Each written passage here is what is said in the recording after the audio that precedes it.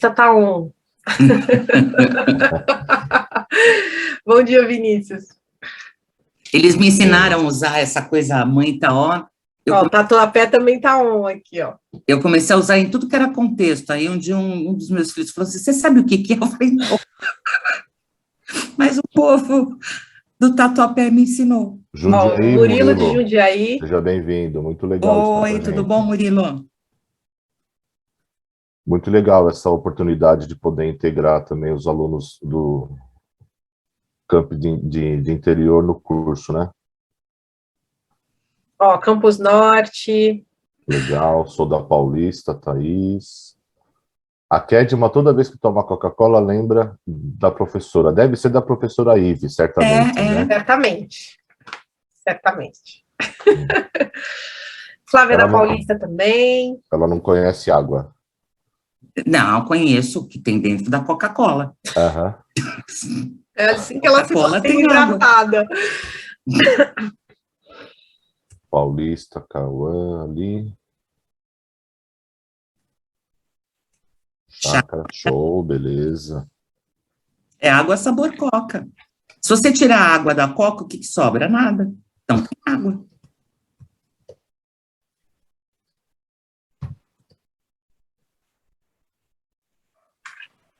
Prefiro Pepsi. Mas é do contra, né? É mais saborosa. Ah, pá. Doce. Não é. É menos doce que Coca. Ai, não gosto. É mais artificial o sabor doce. Não sei, chefe. Bom mesmo é Fanta Eu tô me metendo. Eu nem tomo refrigerante faz anos já. Eu tomo água com gás. O bom mesmo é Fanta Uva. É natural.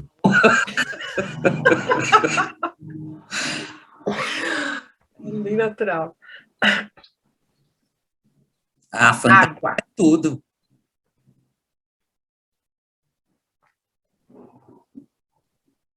Olha lá, café. Tem Pepsi. Fanta laranja é uma delícia. Aí, ó, o Alex dizendo que eu sou blogueira fitness. É água. Fitness. Vivi não é gente. Gente, eu tô na frente do chefe, gente. Gente, menos, gente. Não, podem falar, gente. Isso aqui é não, momento gente, não falarem tudo, tá? Pode falar. Conta eu tudo. Descobrindo coisas que eu não sei. Não, gente! Olha lá, quem perguntou, então, aí no privado, quando eu vou dar aula de volta, agora pergunta para todo mundo, para ele ler também, poder saber, que senão fica parecendo que eu não trabalho, né? Não, essas coisas que ela paga para vocês falarem, eu não preciso ficar sabendo. Exatamente. Tem que ser espontâneo. Vocês, por favor, né? Mobilizem-se aí e falem a verdade, a verdade. Não, tem que ser o espontâneo.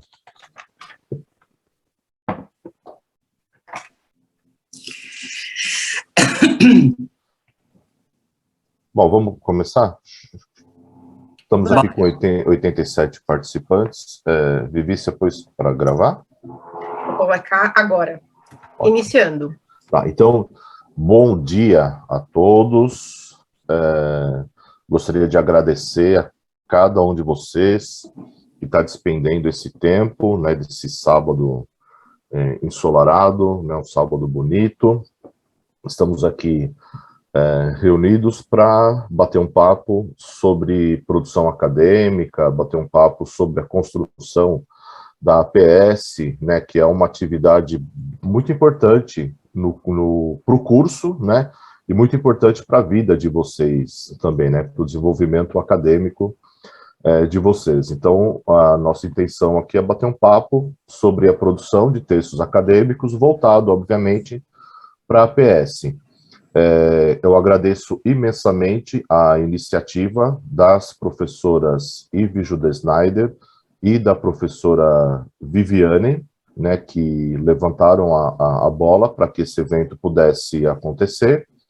E aqui a gente reuniu, basicamente, alunos do terceiro e quarto semestre do curso de Ciências Econômicas, né, de todos os campi em que a gente tem o curso e as turmas, e também os alunos de primeiro e segundo semestre ali da Paulista, para que eles também estejam integrados, né, nessa discussão.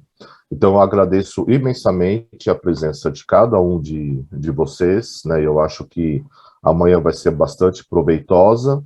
A professora Ive fará aí uma apresentação, né, acerca do assunto de hoje, né, em algum momento abre depois para perguntas que os alunos queiram fazer. A gente convidou também professores, né, dos terceiros e quartos semestres dos cursos do interior, né, de São José dos Campos, de São José do Rio Preto, de Ribeirão Preto, de Goiânia e de Campinas e também de Jundiaí. Não sei se estão por aqui, se estiverem, por favor, né, só se apresente aqui para a gente aqui no chat. E vamos aos trabalhos, então. Professora Ive, por favor. Bom dia para todas e todos. Eu acho que a maioria já conhece a professora Viviane e eu. Essa nossa apresentação, bom, primeiro que a ideia surgiu da experiência que a gente vem acumulando em orientar a PS e em orientar projeto e relatório. Ih, você ficou sem som. Perdão. Pronto, mas não fui eu que tirei. Tá. Foi. Voltou. Muito do que a gente vai falar aqui é dessa experiência que a gente vem acumulando, e de forma alguma a gente pretende que essas orientações substituam quaisquer orientações que os professores que estão orientando a PS deem para vocês. Na verdade, o nosso objetivo é o seguinte, é estabelecer uma linguagem comum para que todos nós estejamos falando, quando a gente falar em APS, todos nós estejamos falando da mesma coisa, tá? Eu vou fazer o seguinte, eu vou dividir a apresentação em duas partes. Assim que acabar a primeira, eu aviso vocês, e aí fica aberto para perguntas, e aí depois a gente dá continuidade.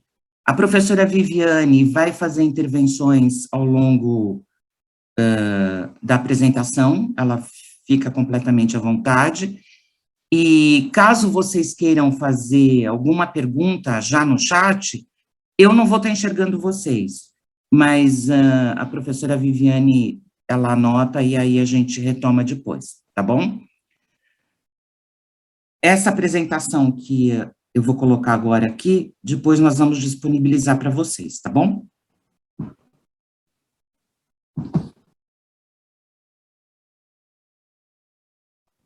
Estão enxergando? Sim. Bom, o que é a APS? A APS é Atividade Prática Supervisionada, é um trabalho que vocês têm todo semestre. Cada semestre ele fica sob a responsabilidade de um professor, e ela tem dois grandes objetivos. Primeiro, que é preparar vocês, capacitar vocês para fazerem trabalhos de conjuntura, trabalhos práticos, né, em relação ao conteúdo de economia que vocês estão tendo.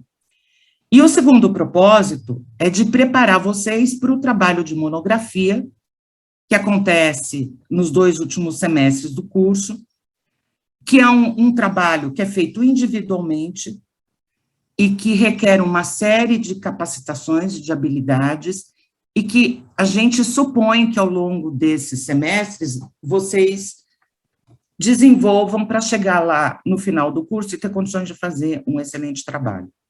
Pela nossa experiência, desde que se implantou a PS como atividade curricular, a gente percebe que os nossos alunos, eles chegam na monografia mais preparados, não apenas para elaborar o trabalho, mas também para as bancas de qualificação, tanto de projeto quanto de relatório. Para quem não me conhece, eu sou economista, trabalho na Unip há 17 anos, oriento trabalhos de projeto, relatório de monografia, acho que há uns 10 anos, e na minha formação, eu fiz um mestrado em História e Filosofia da Ciência. Então, essa questão do conhecimento científico para mim, é uma coisa muito importante, né? E por isso é que eu começo, inclusive, com uma história do arsenal de História e Filosofia da Ciência, para explicar para vocês, afinal de contas, o que é uma pesquisa, tá? Eu acho que nesses tempos que a gente está vivendo, de muita confusão, né, em relação à ciência, ao significado da ciência, o limite de verdade da ciência, é importante a gente tomar isso como o nosso princípio, para que a gente saiba que, afinal, o que a gente está fazendo, o que vocês vão fazer em APS, e o que vocês vão fazer lá no final do curso, é atuar como cientistas econômicos, tá? Bom, existe uma história, e que é uma história que me incomoda muito, que aparentemente ela é verdadeira, de que o Newton, Isaac Newton, estava debaixo aí de uma árvore, caiu uma maçã na cabeça dele, e ele, então, formulou a seguinte pergunta: por que que a maçã sempre cai na perpendicular? E, com base nisso, ele elaborou, né, a lei da gravitação universal, e se conta essa história meio com o objetivo de dizer, olha, tá vendo, às vezes uma coisa pequena, né, ou às vezes um incidente leva você a elaborar uma grande explicação. O que me incomoda nessa história é o seguinte, que ela constrói uma imagem de que a ciência acontece por acaso, né?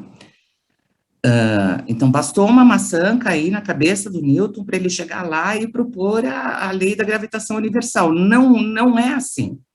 Mesmo a história sendo verdadeira, de forma alguma, a ideia da gravitação surgiu pela primeira vez no Newton, porque a maçã caiu na cabeça dele, né? Aliás, ele só foi capaz de formular essa pergunta, por que será que a maçã sempre cai perpendicularmente, porque ele já vinha pensando sobre ela, né?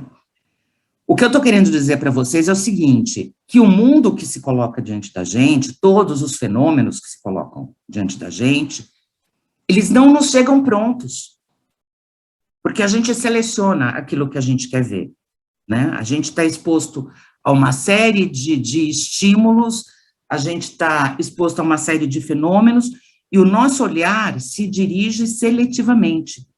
Os dados, eles não estão colocados para a gente, prontos para serem colhidos. São as nossas perguntas e as nossas reflexões que fazem com que a gente escolha determinados fatos, com que a gente escolha determinadas informações. Eu estou falando tudo isso por quê? Porque pesquisa se constrói de uma maneira sistemática. Eu não estou dizendo que não seja possível que um acaso forneça algum insight para alguém, né? Eu acredito muito em insights, inclusive, mas ela não se constrói à base de insights, ela se constrói à base de procedimentos sistemáticos, usando metodologias que são consagradas pela comunidade acadêmica, e não necessariamente de maneira cumulativa, e nem de forma progressiva, mas o conhecimento, ele se constrói lentamente, tá? Ele se constrói lentamente a partir do quê? Ele se constrói lentamente a partir de conhecimentos prévios que a gente tem, que levam a gente a olhar para o mundo, a escolher um determinado fenômeno, ou um determinado dado, refletir sobre ele, e, a partir disso, realizar perguntas. Toda vez que a gente faz um relatório, e nesse aspecto é bem diferente do relato jornalístico, né? Você vai lá e descreve um fato, né? Não necessariamente refletindo sobre ele, o trabalho de pesquisa, ele nasce da reflexão e ele nasce de uma pergunta. Ninguém vai ler um relatório, ou de APS, ou de monografia, se não tiver claro que aquilo ali está pretendendo responder uma pergunta. Portanto, a pergunta é o ponto de partida da APS, é o ponto de partida de qualquer pesquisa acadêmica, tá? Sem essa indagação, não há sobre o que escrever. Sem essa indagação, você não selecionou, você não recortou nenhum dado da realidade. A APS surge em função da necessidade de oferecer uma resposta a uma pergunta. Ela tem como foco ciências econômicas, isso é importante, porque muitas vezes o aluno propõe abordagens interessantíssimas, mas que não tem nada a ver com ciências econômicas, né? E aí, então, a gente pede para mudar, não porque a ideia não seja boa, mas porque o foco não é ciências econômicas. E as APS, elas costumam resultar num relatório de 10 a 15 páginas, tá? E por que que a gente estipula esse limite? Primeiro, que é para não contar a história do mundo.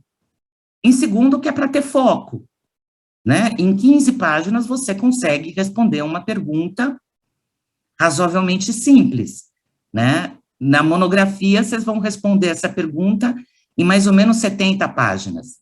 Quando vocês fizerem mestrado, vocês vão responder uma pergunta mais ou menos em 200 páginas. E no doutorado, em 300 páginas, né? Então, isso dá mais ou menos o limite de como é que vocês têm que se organizar para dar conta de responder aquela pergunta. E o que vocês, que tipo de material que vocês têm à disposição para fazer APS? Vocês têm um manual, o Guia de Normalização da Unip, que eu tenho certeza que todos vocês conhecem, entrando lá no site da Unip, se não me engano, presencial, serviços, biblioteca, guia de normalização. Esse é o caminho do guia. E a gente lembra vocês que esse guia, ele é atualizado, em geral, no início do primeiro semestre. Então, a Unip tem uma bibliotecária geral, que reúne, supervisiona todas as bibliotecas da instituição, e no começo do ano, quando há alguma mudança na BNT, ou quando há alguma mudança nos critérios da Unip de adaptação da BNT, esse manual, ele é revisado. Então, por que a gente fala isso? Não adianta você baixar esse manual no primeiro semestre e achar que você vai usá-lo até o 8º. Você, todo semestre, tem que baixar novamente o manual para ver quais foram as alterações que foram feitas pela Biblioteca Central da Unip. Além do manual, vocês têm a orientação do professor, vocês têm o próprio manual da APS, tá, que o professor divulga e discute com vocês. Vocês têm as bibliotecas locais, nesse período aí de pandemia, me parece que agora as bibliotecas começaram a reabrir, mas há como entrar em contato com elas e pedir algum material especial, porque vocês como alunos e a gente como professor, a gente tem acesso a um acervo de assinatura de revistas que a gente só consegue baixar artigo quando a gente está dentro de um terminal de dentro da universidade. Então, dependendo do material, há como conversar com a bibliotecária para disponibilizar esse material para a gente. E também vocês têm os procedimentos junto ao sistema de postagem e entrega. E aí, às vezes, costumam ocorrer alguns problemas que o sistema dá uma informação e o professor dá outra, né? Às vezes, para se organizar melhor, o professor, ele dá uma data de entrega e no sistema está outra, e aí a gente vai combinar agora que o que vale é a orientação do professor, tá? Muitas vezes o professor pede para adiantar a entrega por causa do número de alunos da classe, por causa do número de grupos, ou porque ele tem intenção de fazer alguma outra atividade para retornar os resultados da APS, e aí, por isso, ele antecipa a data em função daquilo que está no sistema. Então, o que vale é a orientação do professor. O ponto de partida da APS, seja lá qual for o tema, é uma pergunta. Quer dizer, dado um contexto, dado um cenário, qual é a pergunta que se faz? Qual é a pergunta que a APS pretende responder? Essa pergunta, ela tem que ser formulada de uma maneira muito clara, né? E, inclusive, assim, ela é formulada com ponto de interrogação, ela é uma indagação, né? Você faz uma pergunta e o teu relatório de APS, supostamente, tem que estar dirigido para responder essa pergunta. E aí, a gente tem duas possíveis situações, né? Quando você está diante de um tema que você conhece, ou quando você está diante de um tema que você não tem informação nenhuma. Como vocês perceberam, o conhecimento prévio que a gente tem sobre o assunto é fundamental para a gente elaborar uma pergunta, tá? Se eu chegar para vocês agora e pedir assim, por favor, formulem uma pergunta sobre a importância do jejum na religião judaica. Eu tenho certeza, quase que absoluta, que vocês conhecem muito pouco, né, sobre as tradições judaicas, e vocês não conseguiriam, de pronto, formular uma pergunta sobre o tema. Provavelmente, vocês teriam que fazer uma pesquisa prévia para conhecer o tema e aí propor uma pergunta. Então, a gente pode se ver diante dessas duas situações. A gente tem um tema conhecido, e aí a gente é capaz de já fazer uma série de articulações, né? A gente já consegue imaginar uma série de relações, ou a gente está trabalhando com um tema que a gente desconhece absolutamente tudo, e que aí a gente vai ter que começar do zero. No caso de ser um tema desconhecido, a pergunta, ela está justamente nessa pesquisa prévia que a gente vai fazer. E aí vamos lembrar do Newton, né? O Newton só formulou a pergunta, por que a maçã cai sempre na perpendicular, porque ele já vinha observando isso há muito tempo. Ele já tinha essa pergunta na cabeça, né? Se uma maçã cai na minha cabeça, acho que a última coisa que eu vou pensar em perguntar é por que ela cai na perpendicular, né? Eu vou olhar para cima e dizer, agora vem o cocô do passarinho. Se caiu a maçã, agora é o cocô do passarinho. Então, você precisa conhecer o tema, você precisa ter refletido sobre ele para ser capaz de elaborar esse problema de pesquisa. Qual que é a nossa sugestão? Caso você esteja diante de um tema desconhecido, a nossa sugestão é que cada participante do grupo escolha 3 textos sobre o tema, que leia esses textos e que depois realize o que a gente chama de brainstorming. Brainstorming é tempestade de ideias, né? É quando a gente se reúne para jogar ideias a respeito de um determinado assunto. Que textos são esses? Quaisquer textos, inclusive de revista, de circulação semanal, jornal, tudo um documentário, tudo pode ser fonte para que você pense sobre o assunto e elabore uma pergunta sobre o assunto, tá? Nesse momento, ainda não é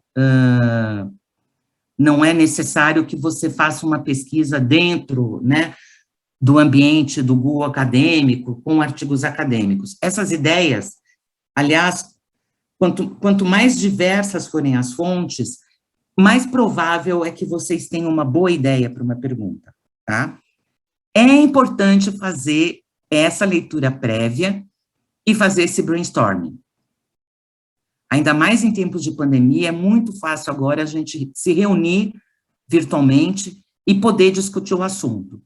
A pergunta tem que nascer dessa reflexão e dessa discussão do grupo. O que é essa pergunta? O que é esse problema de pesquisa? Muita gente, inclusive, trata disso de como a problematização do estudo, né? É o problema, é a pergunta. Com certeza, não é nada do tipo assim, como vou resolver a miséria do mundo?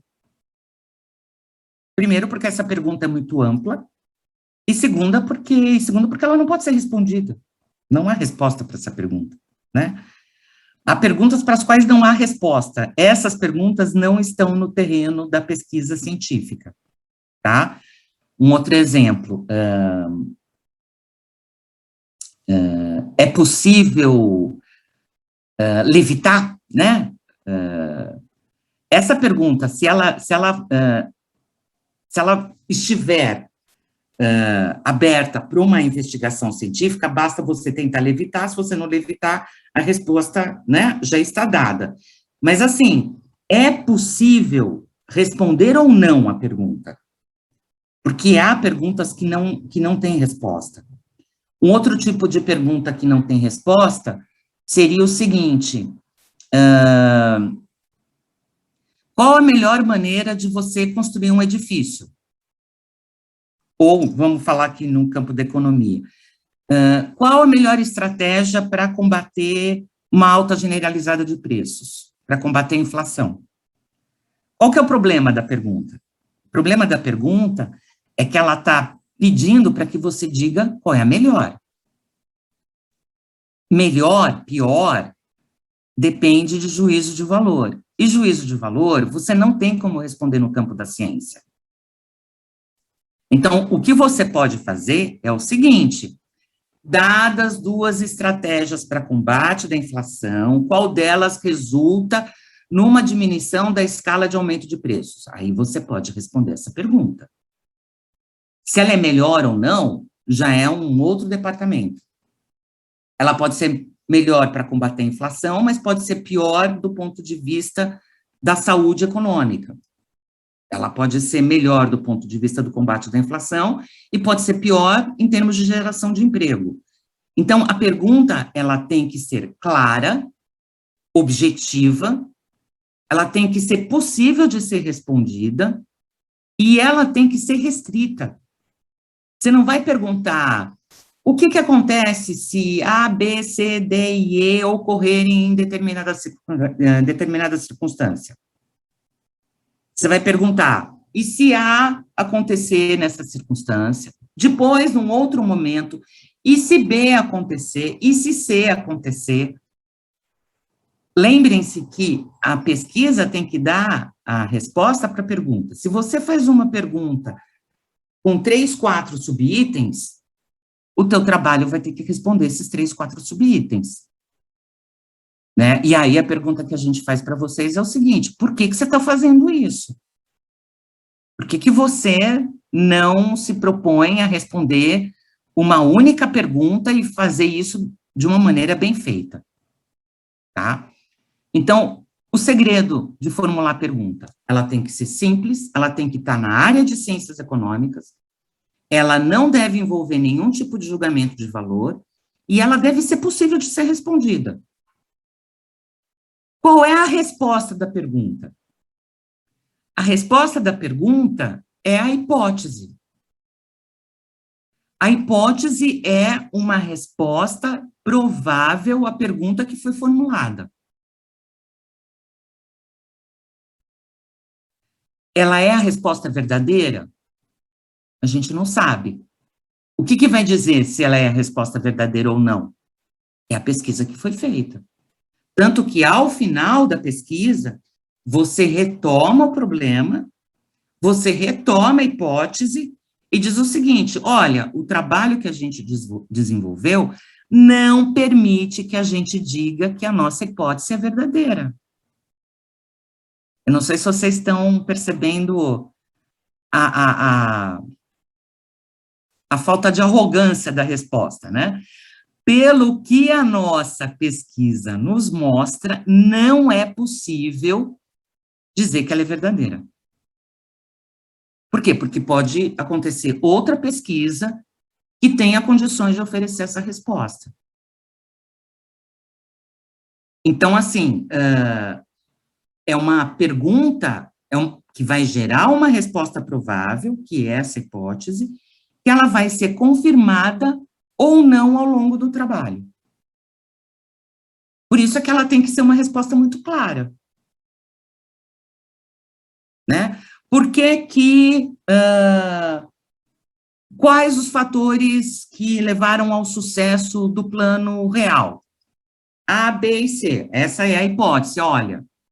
O controle, o uso da URV como um instrumento de indexação, a lei de responsabilidade fiscal e o controle dos gastos públicos foram fatores decisivos no sucesso do plano real.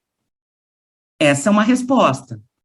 E ao final do trabalho, você tem condições de dizer se ela é verdadeira ou não. E aí vale uma observação. Uma hipótese que não é confirmada, ela não é pior do que uma hipótese confirmada. né? Tem muito aluno que diz assim, ai, mas eu cheguei no final do trabalho e a minha hipótese, ela se mostrou falsa. O que eu faço? Nada. É um excelente resultado. Você mostrou que a tua hipótese não é verdadeira. Aliás, eu costumo dizer assim, eu prefiro que a hipótese seja falseada, porque o falseamento, sobre isso você não tem dúvida. Ela não é verdadeira, ponto final. Se você diz que uma hipótese é verdadeira, você pode estar incorrendo no erro de estar assumindo como verdadeiro algo que não é. Eu costumo brincar, eu sou fumante, né? Então eu digo assim, essas hipóteses de que o cigarro aumenta a incidência do câncer, se por acaso você diz que sim, né, e realmente o cigarro, ele tem uma relação causal com o câncer, alguém pode chegar e dizer o seguinte, olha, não é essa exatamente a relação. Pessoas estressadas fumam e o estresse é causador do câncer. Eu estou puxando, assim, a sardinha para o meu lado, tá? Estou tentando justificar o porquê que eu fumo. Mas, assim, o fato de você perceber uma relação entre duas coisas não significa que você acertou na relação causal. Você pode ter uma associação, tem gente que, aliás, brinca, né? Fala o seguinte, que existe uma associação entre as asas de uma borboleta e a incidência maior ou menor de tempestades lá na China. Do ponto de vista estatístico, você pode até ter uma associação entre essas variáveis. Mas existe uma relação causal entre elas? Não, não existe. É só uma coincidência estatística. Então, muitas vezes, o fato de você ter uma hipótese negada te dá mais segurança quanto ao resultado do que você dizer que a tua hipótese é verdadeira.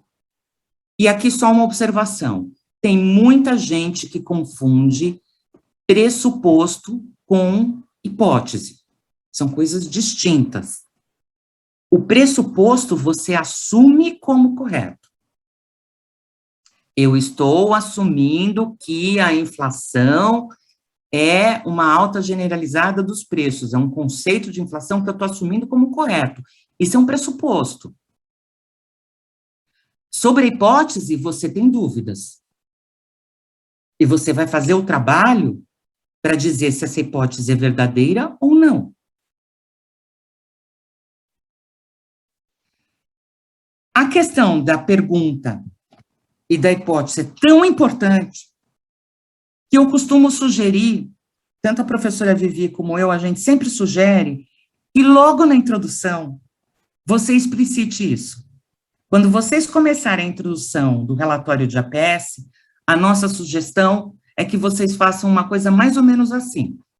Esse relatório apresenta os resultados de pesquisa referente a APS, cujo tema proposto foi papapá. Tá? No terceiro e no quarto semestres, o tema desse semestre é falar sobre a obra de um economista, de uma lista que a gente ofereceu para vocês. Muito bem, logo na sequência. Nossa pesquisa foi realizada tendo em vista responder a seguinte pergunta. 2 pontos, e lá vai a pergunta com ponto de interrogação no final. Eu coloco, inclusive, a pergunta em negrito, que é para não ter dúvida. O leitor bate o olho, ele sabe que você realizou a pesquisa para responder essa pergunta. Como hipótese, consideramos que... é a resposta que vocês estão oferecendo para essa pergunta. Que lá no final, vocês vão dizer se ela é verdadeira ou não. É possível também... a Vivi e eu sugerimos isso para os nossos alunos de projeto de monografia, que na introdução você também fale a respeito dos objetivos do trabalho e da metodologia que foi utilizada, tá? Os objetivos, em geral, eles são identificados por meio de verbos, né? Então, o objetivo do nosso trabalho foi identificar tal coisa, analisar tal relação, levantar tais dados, estabelecer uma relação causal entre essas variáveis, tá? São sempre verbos de ação. E a metodologia, ela é usada para descrever como é que você respondeu essa pergunta. Então, não sei se vocês percebem que ela é o cérebro, a pergunta é o cérebro da pesquisa, né? Parte disso. A metodologia, ela é construída para que você possa oferecer essa resposta. No âmbito do curso de economia, na verdade, no âmbito das ciências econômicas, a maioria dos nossos trabalhos são do tipo dedutivo, né? Eles são exploratórios, com uso de dados secundários, com uso de dados bibliográficos e, muitas vezes, com uso de métodos estatísticos econométricos para fazer análise da relação entre variáveis. Não é muito usual, a não ser na área de psicologia econômica, da gente fazer entrevistas com pessoas. No caso de alguém achar, de algum grupo achar que tem que ser feito, tomem muito cuidado, porque no contexto de uma pesquisa acadêmica, na universidade, você não pode fazer pesquisa com seres humanos, mesmo que seja apenas para perguntar, sem você passar pelo comitê de ética da Unip. Tá? E esse comitê de ética da Unip, ele está vinculado à Plataforma Brasil, que é um comitê, é um conjunto de comitês de ética de todas as universidades do Brasil. Tá? O projeto tem que passar pelo Comitê de Ética da Unip e depois tem que ser submetido na Plataforma Brasil. Nossa sugestão é não façam isso, tá? Vocês têm muito a aprender fazendo coleta de dados secundários, fazendo análise de dados bibliográficos. Vocês não precisam, né, complicar a vida mais do que ela já está complicada e resolver fazer entrevista, tá bom?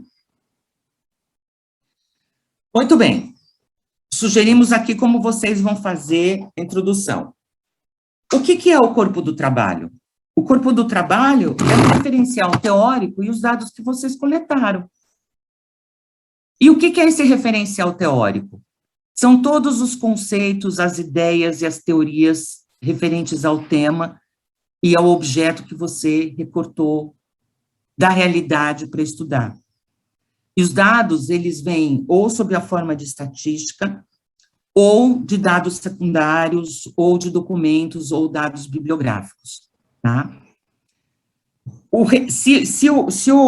A pergunta é o cérebro da pesquisa, o referencial teórico é a musculatura, é o corpo. Sem referencial teórico, nenhuma pesquisa se sustenta. E aí começam os problemas. Por quê? Porque referencial teórico você não escreve na base do achismo e você tampouco escreve na base do que você encontrou num ou no outro livro ou, de repente, num artigo da Veja, num artigo da Exame. Eu não estou dizendo que essas não sejam fontes interessantes, mas o referencial teórico, ele parte de pesquisas feitas também de maneira sistemática, que outras pessoas fizeram antes de vocês. Aliás, quando a gente abre lá no Google Acadêmico, eu acho que ainda aparece uma mensagem, é apoiado nos ombros de gigantes. É exatamente isso. A gente vai se apoiar em quem já fez. Especialmente no caso de APS, monografia e mestrado, a gente tem que se apoiar no trabalho dos outros. Ninguém tem que inventar roda. Vocês não têm que ser originais, né? No sentido de que, nossa, estou propondo aqui uma pesquisa que ninguém fez. Não, menos. Vocês têm que propor uma pesquisa que muitos já fizeram. Porque vocês vão mostrar que vocês têm condições de dialogar com essas pesquisas que já foram feitas. Deixem para serem originais lá no doutorado e olhe lá. Dada a dificuldade de você ser original, muitas vezes no doutorado você vai olhar para a mesma coisa, só que de um jeito diferente. Difícil fazer perguntas novas. Tá?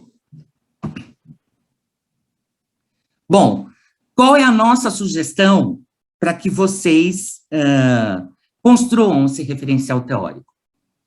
Aproveitando o fato de que vocês estão em grupo, a nossa sugestão é que cada pessoa do grupo selecione 5 artigos acadêmicos, e depois a gente vai falar sobre essas fontes, onde é que vocês podem encontrar esses artigos, que vocês leiam esses artigos, e que vocês façam uma marcação de 2 tipos no texto do artigo que vocês estão lendo. Aquilo que vocês gostariam de citar textualmente, e aí, no caso, é uma citação direta, e aquilo que vocês gostariam de resumir com as palavras de vocês. Tanto a citação direta quanto o resumo são maneiras de você dialogar com os textos. Pesquisa de referencial teórico é isso, você lê e dialoga com a ideia, com as ideias dos outros. Existem algumas poucas regras de como fazer esse diálogo do ponto de vista formal. Mas esse diálogo não vai acontecer se vocês não lerem o texto e não fizerem essa marcação daquilo que vocês acham importante citar, palavra por palavra, e daquilo que vocês acham importante vocês resumirem. Aqui vai uma observação também com base na nossa experiência. Muitas vezes, vocês dividem o trabalho da PS assim. Um faz, o outro imprime, o outro posta e o outro reclama da nota. Vocês aplicam a ideia de divisão do trabalho do Adam Smith assim, né, da maneira mais rigorosa possível. Cada um faz uma parte. Aí, o que acontece? Da mesma maneira como Adam Smith dizia, quando você divide o trabalho, você se especializa. Tudo bem, você aumenta a produtividade, mas você se especializa. Qual é o grande problema? O grande problema é que quando vocês chegarem lá na monografia, esse trabalho vai ser individual. E se você se especializou em postar o trabalho, você não vai conseguir fazer nada. E já aconteceu casos de alunos ali no 7º e no 8º semestre que nunca fizeram uma pesquisa bibliográfica. Por quê? Porque a parte dele era reclamar da nota. Ele sabe reclamar, mas ele não sabe fazer nada além disso. Portanto, saiam da área de conforto de vocês. Tá? É mais fácil postar? É. Só que você tem que aprender a fazer as outras coisas, porque você vai ter que produzir 70 páginas no final do curso. Professora Viviane, gostaria de fazer alguma observação? Não, é que eu concordo com tudo que você falou, né, e aproveitando aí esse momento, assim, tem alguns alunos que estão não necessariamente dentro desse grupo de 3º e 4º semestres, mas a gente está tentando justamente adiantar e mostrar para vocês a importância de entender o processo de produção acadêmica, porque em algum momento você vai ter que enfrentar isso sozinho, como a professora acabou de mencionar. E a gente acaba, né, trocando sorrisos aqui, trocando olhares, porque a gente sabe, no final das contas, a gente está tentando alertar o quanto antes e provocar essa mudança, né, em termos de protagonismo acadêmico, ou seja, ser o responsável também por buscar esse conhecimento, entender como é que funciona o Google acadêmico, conhecer a biblioteca eletrônica que vocês têm disponíveis aí para acessar, porque em determinado momento você vai ter que enfrentar isso sozinho, ainda que você tenha se especializado apenas, por exemplo, na postagem, como a professora mencionou, tá? Então, essa provocação, ela é necessária, justamente porque não tem outra maneira de você se formar sem, por exemplo, concluir o trabalho né, produzir um trabalho de conclusão de curso, uma monografia, e é individual. E vejam bem, não é apenas uma burocracia que você tem que atender. Não existe uma formação de economista se você não é capaz de fazer pesquisa. O economista não é só alguém que, né, trabalha na empresa, propõe estratégias, faz análise de dados. O economista é um cientista. não é à toa que a nossa área se chama ciências econômicas, né? O que eu sempre brinco com isso. Tem outras áreas que não são ciências, a nossa é. Vocês têm que aprender a fazer pesquisa científica. A partir daqui, a gente vai falar sobre essas maneiras formais de estabelecer diálogo entre textos. Então, eu queria fazer uma parada vou deixar essa tela aqui e vou abrir para perguntas, caso alguém queira perguntar algo. Porque aí depois a gente vai seguir já uma parte mais de normatização desse diálogo, tá? Que vocês vão fazer com os textos que vocês selecionarem. Alguém gostaria de fazer alguma pergunta?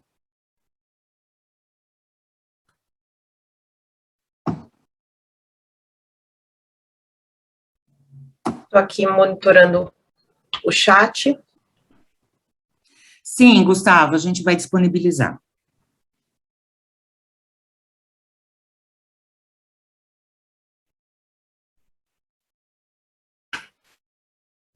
Vocês têm alguma dúvida sobre o que a gente já colocou? Um exercício bacana para vocês fazerem é pensar já na pergunta da PS.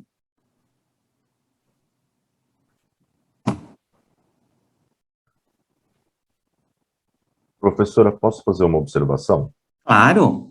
A título só de contribuição, né?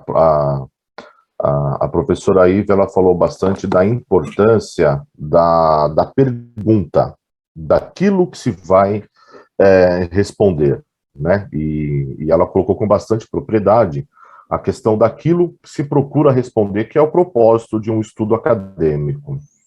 E ela deu algumas sugestões do que fazer como pergunta e do que não fazer também como pergunta. E quando eu me vejo orientando trabalhos de APS, ou quando eu também, como professor, me vejo orientando projetos de monografia, ou relatório de monografia, ou mesmo um artigo acadêmico, que eu me deparo, por exemplo, com uma pergunta do tipo: o controle das contas financeiras impactam positivamente o resultado da empresa? Quem faz uma pergunta dessa, ele só tem duas oportunidades de resposta: sim ou não. E a partir do momento que ele me respondeu sim ou não, eu não tenho mais o que conversar com essa pessoa. Ele já deu a resposta. Então, não tem argumentos que vão me levar um debate adiante, não vão me levar uma discussão adiante. Então, na hora da formulação da pergunta, que necessariamente tem que ser com um ponto de interrogação, pense se essa pergunta que você está formulando vai te levar à resposta sim ou não. Se essa pergunta for te levar ao sim ou não, eu sugiro que você pare tudo que você esteja fazendo, vá dar uma corrida numa praça mais próxima que você tenha da sua casa, depois você volta e reflita novamente. Por que eu estou falando desse jeito? Porque às vezes nós estamos tão envolvidos com aquela proposta que a gente não consegue encontrar uma outra alternativa. Então, o fato de você sair do seu ambiente, vai dar uma volta na praça, né? Estou usando aqui como uma metáfora, é você sair um pouco daquele ambiente, daquele pensamento, e depois voltar e formular novamente. Então, se você formular uma pergunta que você vai responder sim ou não, volta ao que você está lendo, volta ao que você está pensando, e formule uma pergunta que dê condições de você criar uma hipótese para que seja respondida. E aí a hipótese, sim, vai ser respondida, do ponto de vista afirmativo ou do ponto de vista da negação, como bem a professora colocou. Tá? Então, eu só queria colocar essa questão, porque realmente me incomoda esse sim ou não. Se eu vou responder sim ou não, não tem mais o que fazer, não tem trabalho para responder, né? Não tem nada para fazer. Então, fuja da resposta do sim ou não. Obrigado, professora. Desculpa pela intervenção. Imagina, e lembrando, o professor Manzali e eu, nós tivemos uma experiência muito curiosa com um aluno que resolveu fazer uma pergunta original, né, que a gente ficou sem saber muito bem o que dizer para ele, para vocês verem como é fácil você pisar na jaca quando você está formulando uma pergunta de pesquisa, né? Eu brinco com os alunos de que, em relatório, eles podem pesquisar qualquer coisa, menos o Barão de Mauá. Eu não aguento mais ouvir falar no Barão de Mauá. As pessoas assistem o filme, e aí, nossa, eu vou fazer uma pesquisa sobre o Barão de Mauá. Eu digo assim, deixa ele está morto, deixa ele descansar em paz. Uma vez por ano, algum aluno da Unip vai lá e desenterra esse homem, né? E aí vem um aluno, não, professor, eu quero falar sobre o Barão de Mauá. Eu falei, tudo bem, então a gente vai combinar uma coisa. Se você propuser uma pergunta original, diferente, eu topo. Então, aí você pode pesquisar o Barão de Mauá. E ele pensou, e ele falou, professor, achei a pergunta. Qual é a pergunta? O que teria acontecido se o Barão não tivesse morrido? Eu falei, não dá. Não dá. Primeiro porque a resposta seria óbvia, ele teria virado uma múmia. Não dá, porque assim, não cabe essa pergunta. Essa pergunta não tem resposta. O que teria acontecido se ele não tivesse morrido? Ele tinha que morrer, porque é o destino de todo mundo é morrer. Então, assim, sem chance. Então, cuidado quando vocês forem fazer uma pergunta, primeiro para que a resposta não seja óbvia, do tipo sim ou não, como o Manzali falou. Ninguém precisa fazer pergunta para, né, dizer o seguinte, bom, se a demanda aumenta e a oferta não aumenta, o que acontece com o preço? Pô, para, né? Não dá, é óbvio.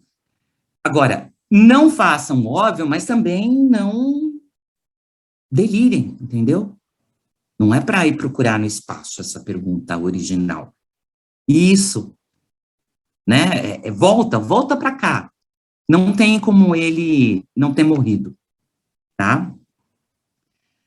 Mais alguém gostaria de fazer alguma pergunta? E eu posso seguir em frente?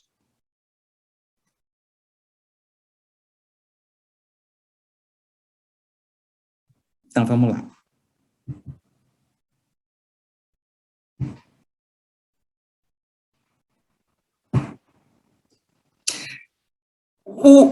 O grande problema é o seguinte, e daí por isso que existem algumas regras no diálogo entre textos, né? O texto acadêmico, ele requer que tudo seja referenciado. Tanto as ideias que você está mencionando, quanto os textos que você está mencionando. Vocês estão lembrados que vocês podem estabelecer 2 diálogos com o texto. Vocês podem resumir ou vocês podem citar integralmente. Essas são maneiras de dialogar com o texto. No texto acadêmico, tudo tem que ser referenciado. A gente diz que a cada parágrafo, pelo menos tem que ter um segundo tal, de acordo com tal. Vocês não podem tirar essas ideias do nada. Essas ideias vieram de algum lugar. E mesmo quando a gente não está usando o texto, está usando apenas a ideia, essa ideia é de autoria de alguém. Então, esse alguém precisa ser mencionado. Tudo no texto acadêmico tem que ser referenciado. Se você for usar uma tabela de um livro, você tem que citar o livro. Se você gostou da ideia, sei lá, de um tal autor sobre a questão da dependência econômica, você tem que citar esse autor. Você tem que dizer de onde, quais são as fontes, quais são as origens de todas as ideias que vocês estão colocando ali no texto. E existe 2 maneiras de você fazer essa intertextualidade, né? Esse diálogo entre textos. Você pode copiar literalmente o que está escrito, e nesse caso é uma citação direta, ou você pode fazer o famoso resumo, que é você ler um trecho e resumir com as suas próprias palavras, tá? Esse resumo a gente chama ou de paráfrase ou de citação indireta. Muito cuidado. A citação indireta não significa você colocar sinônimo nas palavras e ir mudando assim, tipo, é importante tal, Aí você tira o importante e coloca, é fundamental tal. E aí você vai construindo uma coisa meio doida, e quando a gente lê, a gente diz assim, nossa, ele botou um monte de sinônimo aí, né? Na verdade, é um texto com palavras trocadas. Eu já consegui identificar plágio, substituindo alguns termos estranhos por sinônimos óbvios. Então, aí eu reconstruí o texto, fui lá, bum, baixei qual era o texto na internet. Parafrasear não significa trocar palavras, significa refletir e colocar a tua contribuição naquilo que você leu, tá?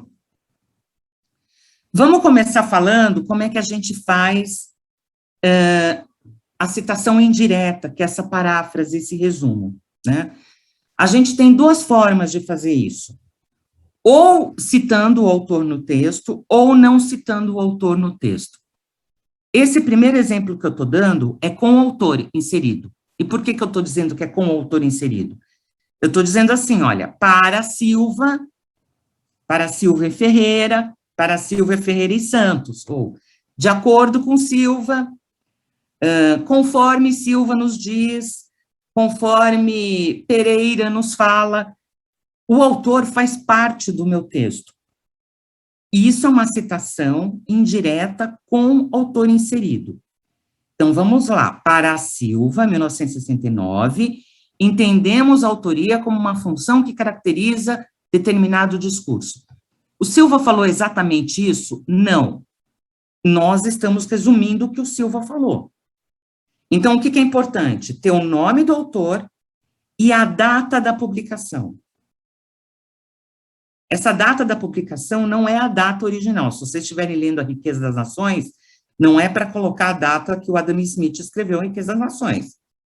É para vocês usarem a data, provavelmente do volume dos economistas, do Adam Smith, que é o que a gente, né, costuma ler, do Riqueza das Nações, é a data de publicação do livro que você está lendo, tá? No caso de serem dois autores, né, o mesmo artigo foi escrito por dois autores, ou o mesmo livro foi escrito por dois autores, você vai colocar Silva e Ferreira, 2010, que é a data lá do livro, entendemos que a autoria é uma função que caracteriza o discurso, que é um resumo do que o Silva e o Ferreira falaram. No caso de serem três, para Silva, vírgula, Ferreira e Santos, 2010, entendemos que Vocês vão fazer isso com o autor, 2, 3, 4, 5 e 6. Se forem mais do que 6 autores, vocês vão usar a seguinte forma. Para Silva, et al., o ano da publicação, entendemos que o discurso é uma função que caracteriza o discurso.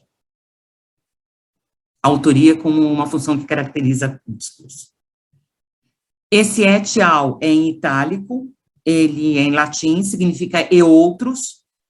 É uma mudança recente na ABNT. A ABNT só admitia até 3, agora admite até 5, tá? Até 6, né? Quando for mais do que 6. Então, se vocês pegarem um texto que tem mais do que 2, 3 autores, vocês têm que colocar todos os nomes, e se for mais do que 6, vocês vão colocar o et al. Uma pergunta que costuma pintar é a seguinte: em que ordem que eu coloco os autores? Há quem diga que os autores têm que ser apresentados em ordem alfabética. Não é uma regra da ABNT. A sugestão que a gente tem dado é a seguinte: cita na ordem que aparece no artigo. Por quê? Porque existe uma certa lógica nessa ordem que aparece o artigo. Geralmente é por ordem de contribuição. O autor que contribuiu mais aparece primeiro, depois o que contribuiu um pouco menos aparece em segundo, Geralmente o orientador é o último, porque ele só orientou. Então, existe uma lógica que não é o da ordem alfabética. A gente sugere que vocês utilizem exatamente essa lógica para colocar os autores na sequência. Muito bem, nós vimos a citação indireta com o autor inserido. Aqui é uma outra situação. Ela é uma citação indireta, porque ela é um resumo, Mas o autor não está mencionado no texto, ele vai ao final entre parênteses. Quando isso acontece, qual é a regra? O nome dele vai em maiúscula, tá? É a única diferença que tem entre o com autor e sem autor. Ele vai com as letras maiúsculas ao final entre parênteses. Se for o caso de dois autores, eles estão divididos com ponto e vírgula, tá? Então, Silva, ponto, vírgula, Ferreira, vírgula, 2010. O ponto e vírgula separa os autores. Ó, dei um exemplo aqui com 3. Silva, ponto e vírgula, Ferreira, ponto e vírgula, Santos, vírgula, 2010. O ponto e vírgula divide os autores, tá? Todos eles em maiúscula ao final do parágrafo, tá? Por isso que a gente fala, todo parágrafo de pesquisa acadêmica tem que ter uma referência. A referência são esses autores, tá? Quando for mais do que 6 autores, qual é a regra? É o Silva, et al. Em itálico, um pontinho depois do al, vírgula 2010. Quer dizer, é Silva e outros 2010. Se vocês olharem isso daqui, Silva, Ferreira e Santos, o que vocês podem me dizer? Que é um texto publicado em 2010, que foi escrito por 3 autores. O importante da norma, pode parecer besteira, pode parecer detalhe, mas o importante da norma é que permite que a comunidade acadêmica converse usando a mesma língua. Aqui todo mundo sabe quem são os autores do texto. Quando você tem vários textos de vários autores, quer dizer, você está lá com 3 artigos, cada um deles foi escrito por um número de autores, e todos eles dizem a mesma coisa. Eles concordam com alguma posição, alguma ideia. Como é que você vai referenciar isso? Então, olha, a autoria é uma função que caracteriza o discurso. Silva, 2010, sempre antes da data é vírgula. Aí, ponto e vírgula. Gomes, ponto e vírgula, Santos, vírgula, 2011. Alves et al., Guimarães, Amaro e Prates, 2020. Quantos textos estão citados aqui? Quantos textos estão sendo referenciados? 4. Tem o Silva, 2010, tem o Gomes Santos, 2011, o Alves et al., 2014, o Guimarães, Amaro e Prates, 2020. São 4 artigos, com números diferentes de autores. Todos eles dizem a mesma coisa, você pode referenciá-los todos juntos. Ok? Muito bem. A citação indireta é o resumo. A citação direta é a transcrição literal do texto. Você vai colocar exatamente como o autor escreveu. E a gente tem 2 tipos de citações diretas, com até 3 linhas e mais do que 3 linhas.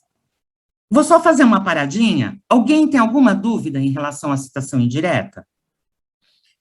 Oi, professora, tem um aluno aqui que fez uma pergunta, e aí eu quis justamente entender um pouco mais da dúvida dele.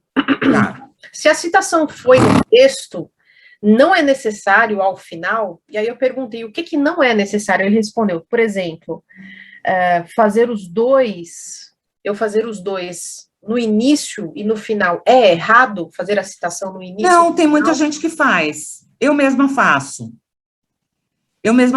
Porque às vezes o que acontece? Você começa ali o raciocínio. Para Silva e Ferreira. Aí escreve. Sei lá, é um parágrafo que tem umas 15 linhas. Aí fecha a ideia. A referência ficou muito longe, né? Então não custa nada repetir. Aí coloca entre parênteses em maiúsculo no final. Tá? Você está fazendo 2 vezes. Pode ser o caso.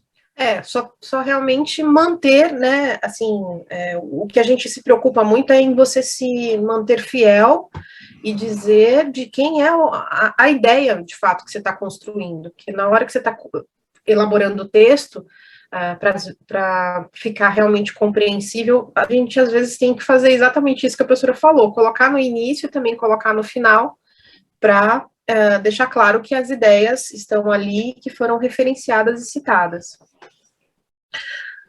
Uma outra pergunta que surgiu aqui, Ive, em relação ao APUD, a gente ainda não falou, mas daqui a pouco a gente fala sobre ele, né? Eu não sei se é porque, assim, eu selecionei algumas, é muita informação. Ah, tá bom, não, tudo bem. Muita informação. O que a gente pode fazer, inclusive, aí a gente deixa a proposta em aberto, é que caso vocês queiram uma segunda rodada, né, de discussão sobre APS, trabalho acadêmico, aí a gente pode selecionar algumas informações, né, de mais detalhes para a gente discutir. Tá. A intenção não foi entupir vocês de norma nesse primeiro instante, então não adianta nada, é improdutivo, tá? Então, a gente escolheu as principais. O APUD, ele é usado quando você, vamos supor, você está lendo lá o Hunt, História do Pensamento Econômico, e o Hunt cita o famoso trecho do Adam Smith da fábrica de alfinete. Você não leu o Adam Smith, você leu o Hunt, mas você quer citar o Smith, você quer citar a citação que o Hunt fez. Nesse caso, você usa PUD. Você não pode colocar a citação da fábrica de alfinete e colocar em seguida Adam Smith. Por quê? Porque você não leu o Smith. Você leu o Hunt.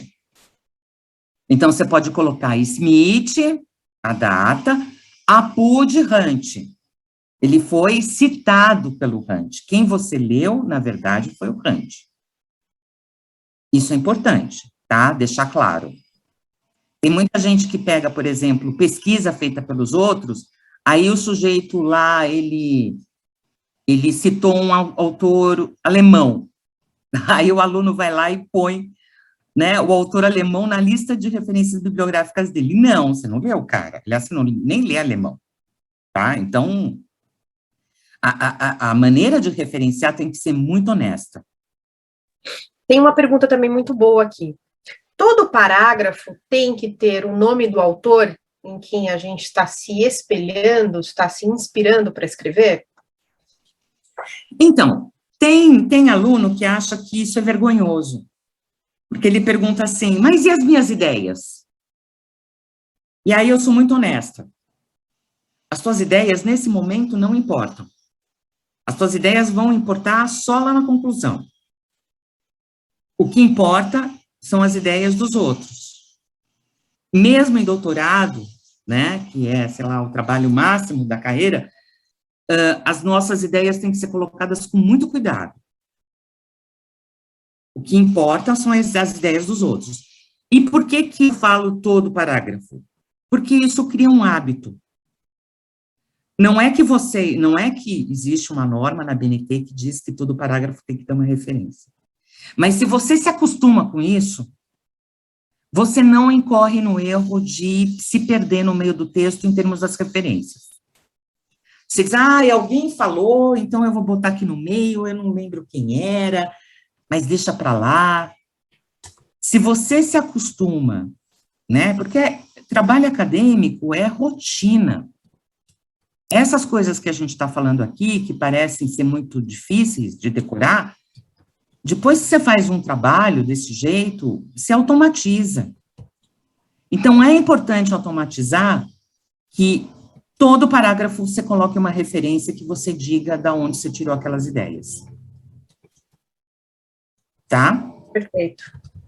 É bacana perguntar isso, porque realmente tem muito aluno que fica preocupado em relação ao fato de ele simplesmente citar, simplesmente não, é um trabalho, tudo, uma análise, mas citar muitos outros autores e não deixar claro quais são as ideias dele. Mas o que a gente realmente espera quando encontra um trabalho acadêmico é esse esforço em encontrar ideias que já foram apresentadas por outros autores no seu trabalho. Então, o que nós justamente buscamos quando a gente faz a leitura de uma APS, por exemplo, é justamente ver que você não está sozinho, ou seja, que você fez a leitura, a compreensão e está colocando no texto os autores que te ajudaram a contribuir naquele trabalho. Então, essa é uma expectativa nossa. Quando a gente pega o trabalho e não enxerga essas citações, aí sim o professor fica um pouco já assustado, falando, nossa, essas ideias todas originais são todas do grupo, a gente já tem até reações, assim, contrárias, porque não é o comum dentro da nossa área, né, dentro da área acadêmica. Outra pergunta surgiu aqui, falando o seguinte, quando existem dois autores, por exemplo, com o mesmo sobrenome, de que maneira a gente utiliza para poder diferenciar esses dois autores? Então, a data é uma indicação. Vamos dizer que você tem dois Silvas, um de 69 e um de 74. Lá na tua lista de referências, tem que ter um Silva de 69 e um Silva de 74. Então, você sabe que Silva que é. Um é o Antônio Silva e o outro é o Gustavo Silva. O problema, às vezes, é o seguinte, você tem o mesmo autor, aí que é complicado, o mesmo autor, publicando 2 artigos no mesmo ano. O Bresser Pereira faz muito isso. Sim. Ele produz demais. Então, você pega 2008, tem uns 10 artigos dele. Se você usou 3, como é que você vai fazer? Bresser Pereira, 2008, O que a gente faz? A gente estabelece uma regra, a regra que eu uso é em ordem cronológica. Nas referências, eu cito do mais antigo para o mais recente. E aquele que eu citei primeiro, no meu texto, vai como Bresser Pereira, vírgula, 2008A. O outro é Bresser Pereira, vírgula, 2008B. E o outro é Bresser Pereira, vírgula, 2008C. É a ordem em que eles aparecem nas minhas referências. Mas é um caso raro. É bem difícil acontecer isso, tá, Gabriela? É você ter o mesmo autor que escreveu diversos textos no mesmo ano.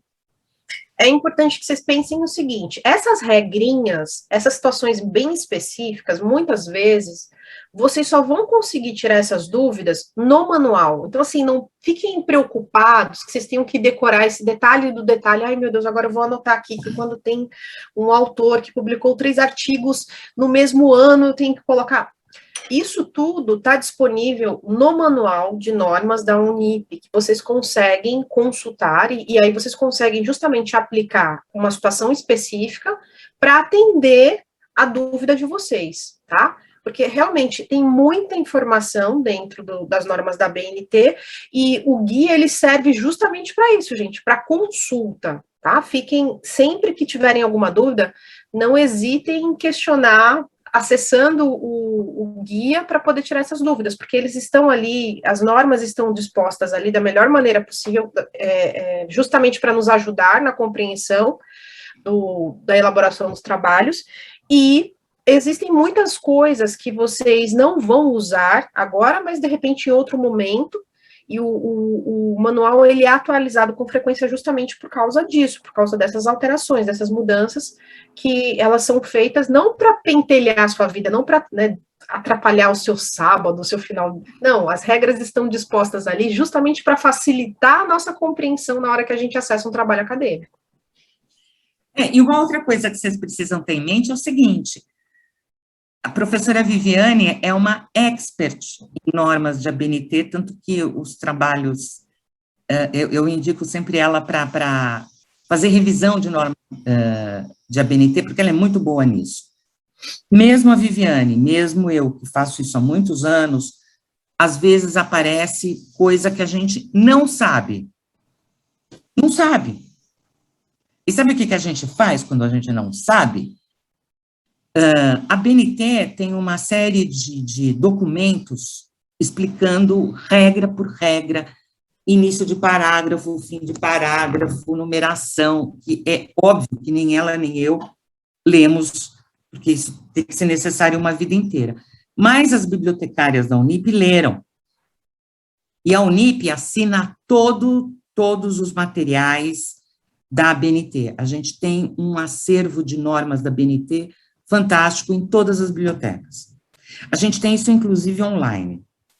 Então, pintou dúvida que o professor não sabe, porque ele também não é obrigado a saber tudo, pergunta para a bibliotecária, chega para ela e diz assim, olha, eu tenho esse texto aqui, eu não sei como referenciar ele, como é que eu faço a referência? Olha, eu estou com essa tabela aqui, que veio desse lugar, como é que eu coloco a fonte? As bibliotecárias estão à disposição de vocês para isso, tá? Nós, professores, usamos elas. Tá ok? Ok, seguindo. A gente já viu a citação indireta, agora a gente vai ver a citação direta, que é aquela transcrição textual. Nós vamos ver a citação direta com até 3 linhas com o autor inserido. Com o autor inserido, vocês já sabem o que é. Para Silvia Ferreira, para Silvia Ferreira e Santos. Com até 3 linhas. É 3 linhas do texto de vocês. Né? Não é 3 linhas do texto original.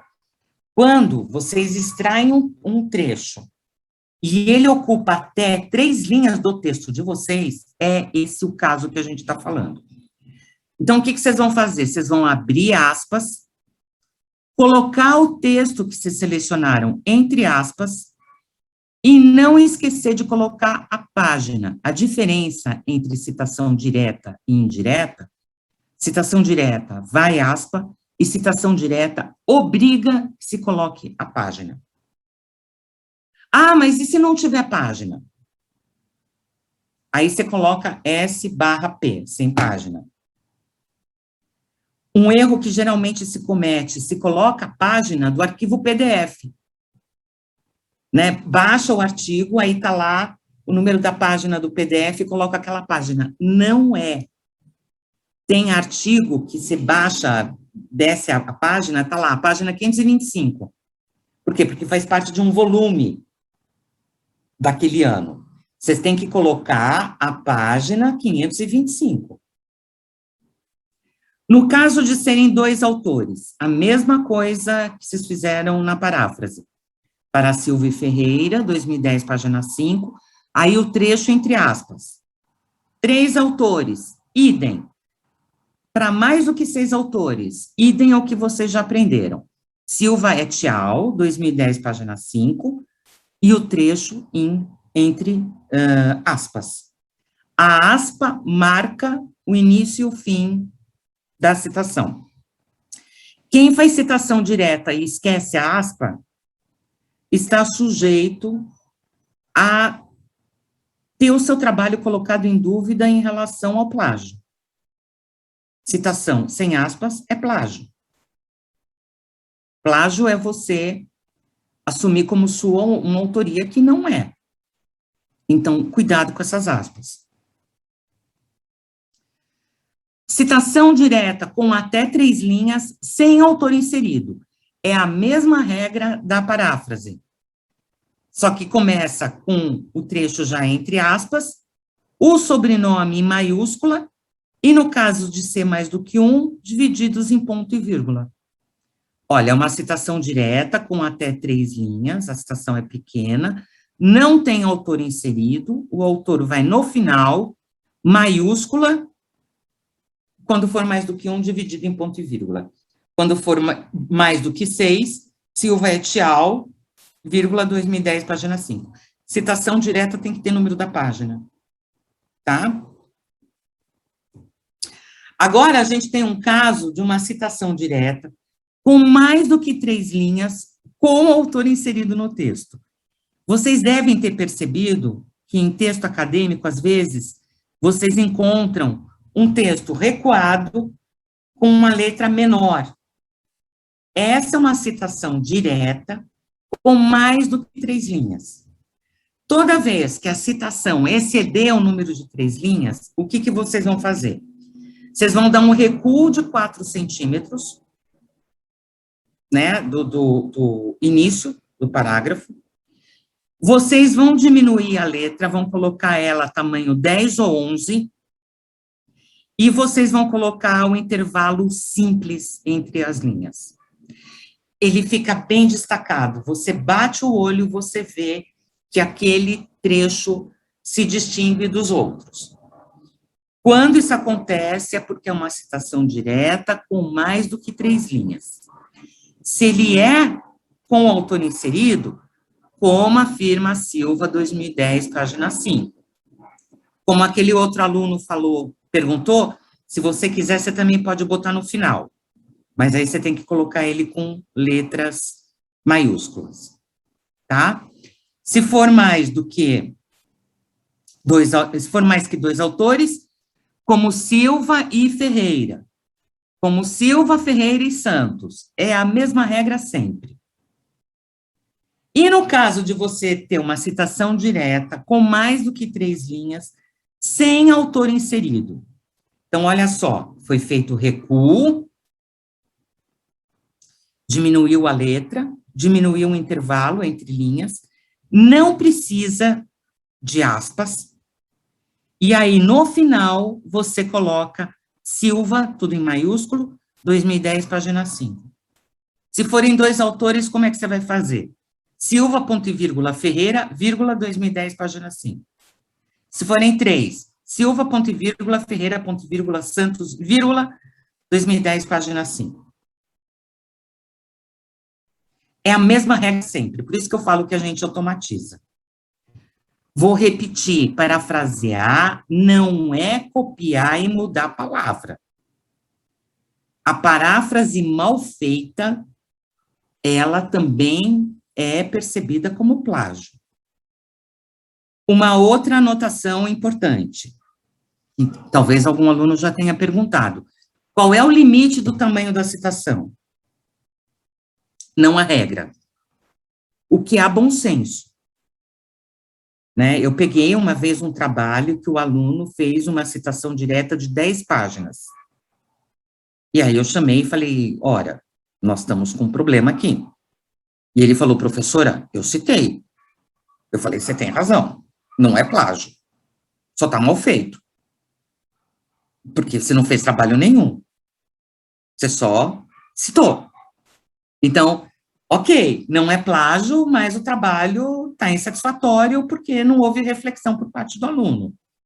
Então, pode fazer a citação do tamanho que quiser, dentro do bom senso, mas é necessário refletir sobre essa citação, ou antes ou depois, e colocar ela dentro de um contexto. Trabalho acadêmico também não é fazer colagem, mosaico de citação. Como ele disse, pá. Como o outro disse, pá. Como aqueles também disseram, pá. Vou aproveitar, professora, e fazer uma pergunta aqui, postular uma pergunta de um aluno. Quando tem uma citação direta com 3 ou mais linhas, aproveitando a sua explicação aí, só para complementar, depois eu tenho que explicar o que eu entendi com as minhas palavras? Então, a controvérsia. Não existe a norma para isso. Eu já fui muito questionada em texto meu, que eu faço citação, e aí me perguntam, mas o que você achou dessa citação? Eu falo, pô, se fosse para dizer o que eu acho da citação, eu já tinha feito uma citação indireta.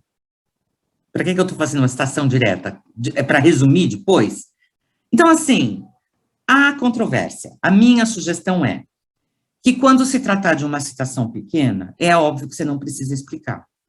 Quando você fizer uma citação muito grande, vale você resumir essa citação, né? Mostrando o que é principal nela, tá? Mas não há regra.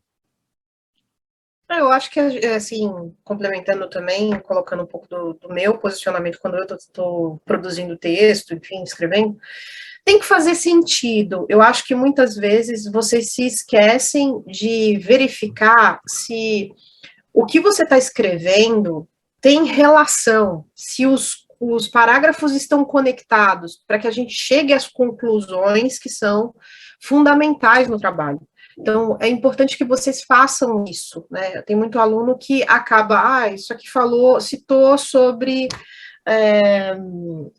determinado tema, e você, sei lá, de repente você só conectou, mas não está óbvio. Então, talvez aí, nesse caso em específico, valha você elaborar mais. Tudo que a gente coloca dentro de um trabalho acadêmico, uma tabela, uma citação, ela tem que ter importância ali, não é para colocar só para chegar às 15 páginas, entende? Então, você precisa pensar nisso. escolhi um trecho importante, eu vou usar esse trecho. Esse trecho tem que fazer sentido dentro do trabalho. É a mesma questão em relação aos parágrafos e em relação às tabelas, quadros, etc. Tabela é muito importante, não basta você dizer, eis os dados. Você tem que explicar o que está na tabela, isso sim. E muito cuidado com imagem, tem gente que gosta de colocar a imagem no aniversário do periquito, da tia, churrasco de fim de ano. Imagens devem ser adicionadas quando elas forem relevantes. Então, não é porque você está fazendo uma pesquisa sobre logística no Porto de Santos, você tem que mostrar a fotografia do Porto de Santos. Não é essa a função da imagem. A citação é a mesma coisa. Eu vou fazer uma citação direta aqui para... Não, gente, não cita só por citar. Tem que ter importância para o seu trabalho. Ela tem que ter relevância. Para tudo que você coloca lá dentro, tem que ter relevância para a sua pergunta, porque você está, de fato, se propondo a investigar. Tomem muito cuidado com essas regras, especialmente de referenciar, para que o trabalho de vocês não seja alvo de suspeita de plágio. Uma outra recomendação que a gente dá é muito cuidado com o uso da internet. Banido, completamente banido, quando aparece na minha lista de referência, eu já dou um piti. Não pode Wikipédia, não pode Brasil Escola, não pode Yahoo Responde. Essas não são fontes acadêmicas. Abril Cultural Estudantes, Guia das Profissões, o blog da Tia Cotinha, nada disso é fonte acadêmica. Meme do WhatsApp, do Facebook, não são fontes, ok? O site da instituição A, o site do banco, da empresa X, cuidado com esse tipo de fonte, porque não se respeita ali o critério acadêmico. As pessoas estão produzindo informações que não são necessariamente verificáveis. Muito cuidado. O jornal, eu posso usar o jornal A, o jornal B, o portal UOL de notícias? Não. O que pode fazer, às vezes, que eu também já fiz isso, vamos supor assim, aparece um infográfico muito bacana do volume de vendas do setor atacadista. Está publicado no UOL. Aí você olha a fonte. Aí você vai atrás dessa fonte para pegar esse gráfico. Você não pega do UOL, você pega da fonte que o UOL utilizou. Jornal é bom só para isso. Para você, às vezes, localizar uma fonte que é interessante, mas que não é para ficar citando o jornalista, a não ser que seja um caso extremamente específico, tá? O blogueiro, cuidado, né? Não é fonte acadêmica. Uma dica que a gente quer dar para vocês é o seguinte, na dúvida de como fazer referência direta ou indireta, existe um site que é o site do MOR, o FSC, da Universidade Federal de Santa Catarina. Se vocês jogarem no Google MOR, o FSC, vocês vão dar nesse site. É uma plataforma online de referências pela BNT 623. Então, vocês, o mecanismo vai te perguntar o que você quer referenciar. Se é um livro, se é um artigo, se é uma patente, se é uma partitura, se é um vídeo. Aí você clica e a plataforma vai te pedindo informação. Depois que você entregar todas as informações que foram pedidas, ano de publicação, número de página, nome do primeiro autor, nome do segundo autor, vai ter um botãozinho aqui que diz clicar referência. Você clica ali e a referência está prontinha para você. Tá? A única dificuldade do MOR é saber escolher exatamente o que você está querendo referenciar. Às vezes dá confusão por causa disso. Você está com um livro organizado por um autor e você vai lá e pergunta como é que é artigo. É a única possibilidade de dar erro, tá? Não se esqueçam que existem normas de ABNT e que estão todas lá no Guia de Normalização da Unip, para tabela, gráfico, figura e fórmulas matemáticas. Gente, isso é um começo. É um começo. A proposta é que lá pelas tantas vocês façam isso de uma maneira automática. Se vocês tiverem a preocupação de fazer uma boa PS todo semestre, quando chegar lá na vez da monografia, vocês vão estar fazendo isso de olhos fechados. Procurem os professores de vocês. Peçam ajuda para os professores de vocês. Não deixem dúvida ficar ali adormecida esperando milagre. Perguntem, exijam. Os professores estão lá para ajudar vocês.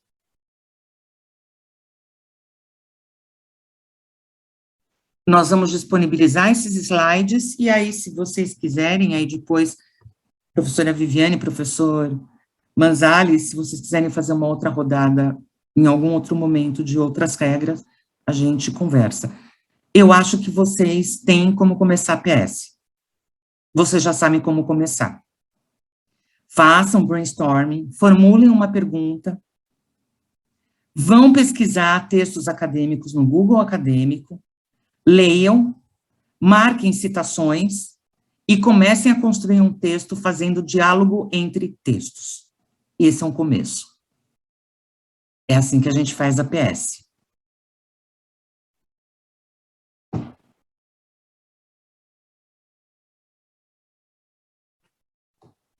Deixa eu ver se tem mais questões aqui. Pode citar uma entrevista? Depende do caso, tá? Depende muito do caso. Se for uma entrevista para um jornalista qualquer, é difícil você ter certeza de que realmente aquela entrevista foi feita, se foi feita textualmente. Poder pode, mas cuidado. Também pode, por exemplo, citar uma aula. Você tem que fazer, tem regra para isso. Tem que fazer isso com parcimônia e tem que fazer isso dentro da norma. Eu, quando escrevo artigo, se eu sei com algum professor, algum colega, sobre algo do artigo, eu puxo uma nota de rodapé logo no começo e digo assim, gostaria de agradecer aos professores tal e tal que discutiram essas ideias comigo. Os erros, todavia, são da minha inteira responsabilidade, porque isso não é um mecanismo para eu chutar responsabilidade para os outros. Mas eu agradeço quem participou do debate. Porque foram essas pessoas que me deram ideias.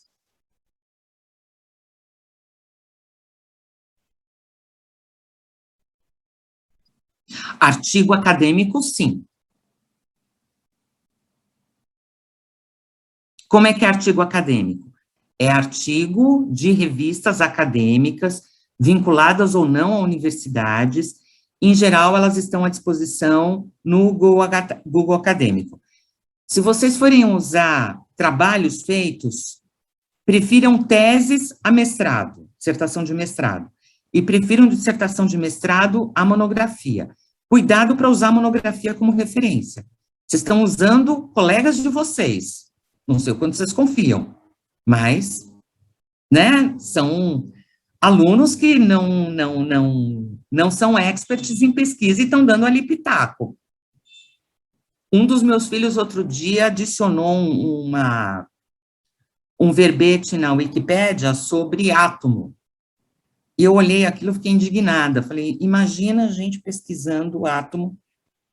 Meu filho tinha uns 12 anos quando ele fez isso. E as ideias de um menino de 12 anos estão sendo usadas como referência. Qualquer um escreve. Internet, então, é terra de ninguém, né? Qualquer um escreve o que quiser. Da minha parte, eu encerrei.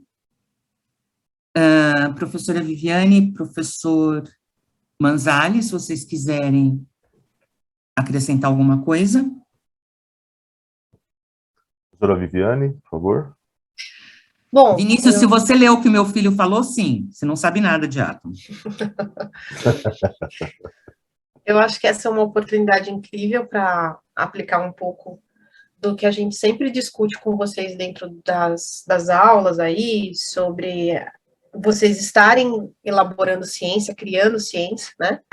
E aí a gente acaba tentando justamente ter uma voz única num evento como esse, para falar para vocês, gente, estamos aqui tentando ajudar sempre que possível, e estamos dispondo tempo, pedindo aqui a professora Ive, nesse sábado, eu sei, para que ela, né, faça essa disposição de compartilhar conhecimento conosco, e é importante que vocês realmente prestigiem, eu espero que vocês tenham aproveitado, foi importante para nós também, tenho certeza, como professores que estamos aqui sempre aprendendo, e então eu espero que vocês tenham desfrutado também, tanto quanto nós desfrutamos, porque a professora Ive faz isso com muita maestria. Ela, sempre que a gente pede, né, ela dispõe o tempo dela e compartilha esse conhecimento conosco, então eu fico muito, muito feliz de poder estar aqui mais um sábado aprendendo com ela e compartilhando também conhecimento com vocês, tá bom?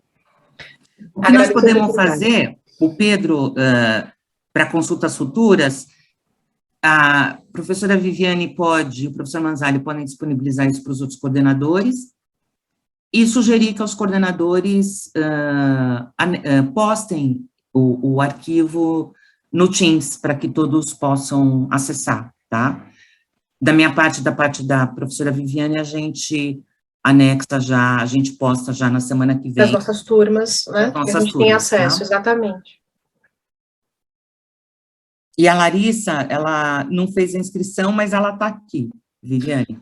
Pois é, Larissa, infelizmente, nesse caso, eu não tenho como te ajudar, porque a gente teve uma limitação ali, eu vou enviar os certificados pelo site, então as regras foram dispostas, a gente pediu para vocês se inscreverem, ficou disponível até ontem, às 11h59, então eu não consigo mais alterar o número de inscritos, porque o evento já está se realizando. Infelizmente, nesse caso, no seu caso em específico, por conta da não inscrição no evento, eu não tenho condições de elaborar um certificado especificamente para você, tá?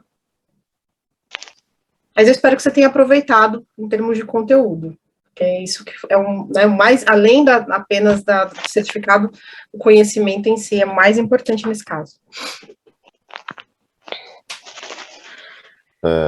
Obrigado, gostaria de agradecer a presença dos alunos nessa manhã, prestigiando o evento. Eu vi que o professor Rubens Aracá, que é o coordenador de Ciências Econômicas de Campinas, está aqui também, né? Não sei se temos algum outro professor do curso, porque eu não lembro do nome de todos, chequei aqui na lista, mas eu agradeço a presença de todos vocês, né, pela dedicação desse tempo. Imensamente agradeço a professora Ive e a professora Viviane, né, pelo tempo que elas dedicam, né, para o curso, pela preocupação que elas têm com os alunos, de fazê-los melhorar a cada dia, né, não só como pessoas, acadêmicos, enfim, temos uma preocupação, né, com todos vocês, afinal de contas, vocês nos procuraram e a gente tem que fazer o melhor possível, né, para que vocês saiam desse curso como realmente cientistas.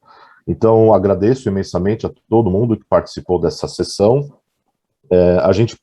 Eu posso verificar depois com coordenadores de todos os campi, ou mesmo com representantes de sala, sugestões para outros temas relacionados a esse assunto, tá?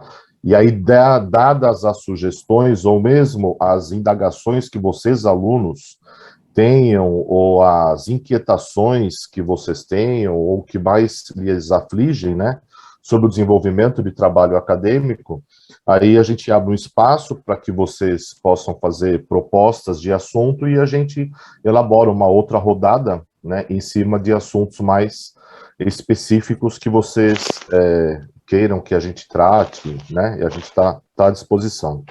Um recado que eu dou para vocês, né, assim, não façam da APS como um componente curricular obrigatório que você tem simplesmente que cumprir, né? Não veja a APS dessa forma. Veja a APS como um momento de amadurecimento acadêmico, amadurecimento, inclusive, profissional. A APS, ela ajuda você a organizar ideias, a APS ajuda você, aluno, a organizar o seu pensamento, ajuda você, aluno, a melhor escrever. Então, lá no emprego que você tem, no seu trabalho, de repente você precisa fazer um relatório, você melhora a sua escrita a partir da APS. Então, como ela é um trabalho em grupo, não pense que você faz parte somente de um processo da construção da APS, você faz parte do todo, né? Então, o texto tem que ser escrito com todo mundo junto, né? A primeira parte não pode ser escrito por um, a segunda parte escrito por outro, a terceira parte esclarecido por outro. Vocês estão em conjunto fazendo um estudo de conjuntura acerca do assunto que foi proposto naquela temática, naquele semestre. Então, seja muito presente na construção da PS, né? Seja um aluno proativo, vai atrás de informação, vai buscar informação, vai fazer pesquisa, leia artigos, critique o artigo, pense se aquilo que o artigo está trazendo é verdadeiro ou não, se você deve acreditar naquilo, cobre o professor, cobre o teu professor de APS, para ele te ajudar, para ele dar as devolutivas, para ele ler o seu texto, para ele te ajudar a melhorar. Cobra o professor. Ele está ali para te ajudar. Se ele também não for cobrado, ele vai ver que o aluno não tem lá tanto interesse também. Então, o cobrar mostra interesse. E aí, quem está sendo cobrado vai com outros olhos, vai com outro interesse ajudar também. Então, isso é importante. Daí que eu digo da proatividade. Não pensa que você tem que entregar a PS, sei lá, dia 19 de novembro, não lembro agora, não vai pensar na PS no dia 17 de novembro, não vai dar certo, né? Já começa a pensar nela um pouquinho antes, né? Segue o guia de normalização de trabalhos acadêmicos, é muito importante. Lá no manual da APS, você tem uma ficha de avaliação, é com base naquela ficha de avaliação que o seu trabalho vai ser avaliado, né? Então, o grupo não pode dizer que não sabe do critério de avaliação, está lá quais são os pontos que o professor vai levar em consideração na hora de fazer a avaliação e, acima de tudo, pensa no seu crescimento profissional. A gente sabe que é um trabalho em grupo, às vezes no trabalho em grupo, um puxa o grupo, o outro é puxado, seja aquele que puxa, seja aquele que puxa, seja aquele que abrace a ideia. Você só tem a ganhar, você só tem a ganhar, tá? E conte com a gente. E eu espero de verdade que vocês tenham aproveitado esse momento que eu achei brilhante. As colocações que foram colocadas aqui, as perguntas que foram colocadas no chat aqui também foram perguntas de alto nível, perguntas brilhantes, muito bacana. Foi muito legal estar com vocês aqui nesse momento. Saio satisfeito desse trabalho do sábado pela manhã. Obrigado, gente. Eu queria agradecer demais a todos, professora Viviane, sempre, né? Parceria total. E eu só queria lembrar o seguinte, que a gente combinou com os alunos de DP de projeto de monografia, que a gente poderia atendê-los por alguns minutos logo aqui ao final da palestra. Então, nós não vamos fechar a sala, tá? Nós vamos esperar que vocês saiam. Os alunos que ainda quiserem conversar com a gente sobre projeto de monografia, por favor, fiquem, que a gente vai dar atendimento para vocês, tá? Adorei rever um monte de gente, morrendo de saudade. Uma das coisas bacanas